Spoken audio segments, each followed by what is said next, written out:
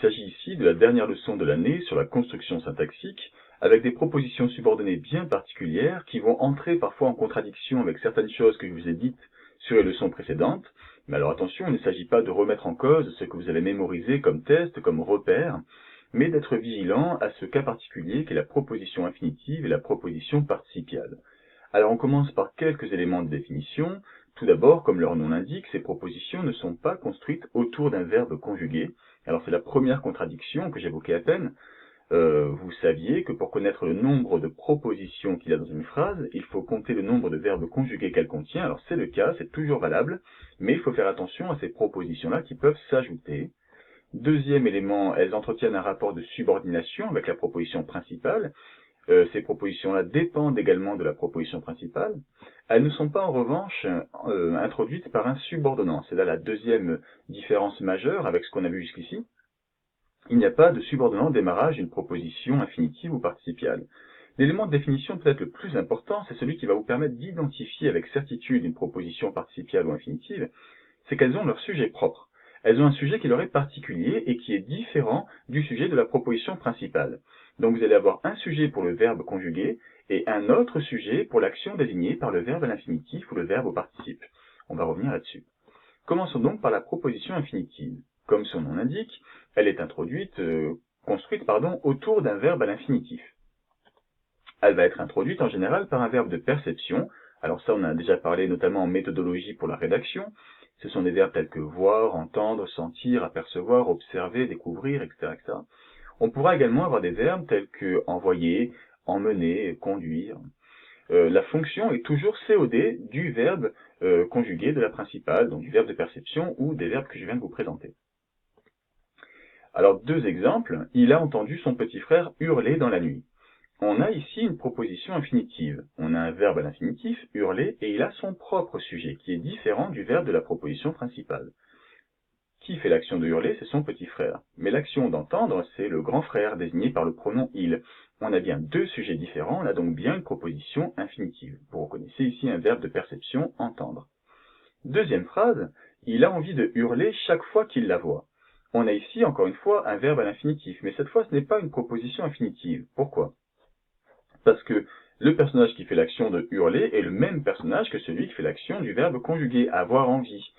C'est ce personnage désigné par le pronom il qui a envie de hurler, et on n'a donc pas un sujet propre, on n'a donc pas, par conséquence, de proposition infinitive. Ici, hurler serait complément du nom envie, c'est autre chose. Alors faites l'exercice d'application du polycopier, vous consultez une fois que vous l'avez fini, le corriger sur la page numéro 2, et vérifiez donc si vous avez bien tout compris. On continue avec le deuxième cas de figure, la proposition participiale. Alors là, comme son nom l'indique, elle n'est pas construite autour d'un verbe à l'infinitif, mais autour d'un verbe au participe, donc soit participe présent, une forme en ANT, on a fait la leçon récemment, ou un participe passé. Si la proposition est construite avec un participe présent ou un participe composé. Alors là, je vous explique ce dont il s'agit.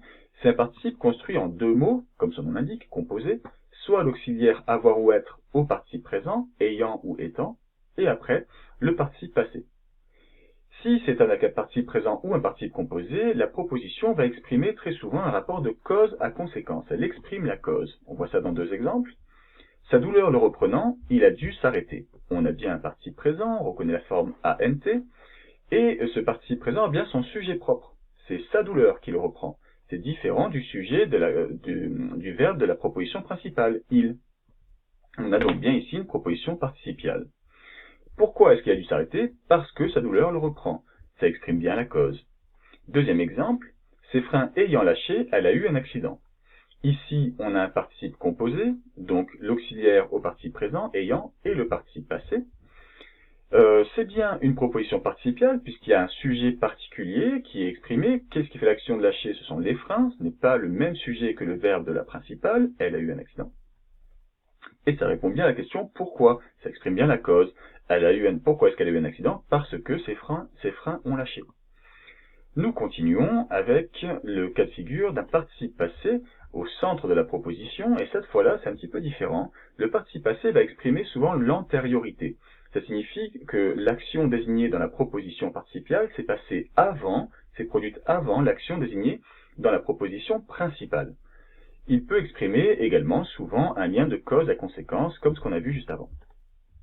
Alors voici un exemple.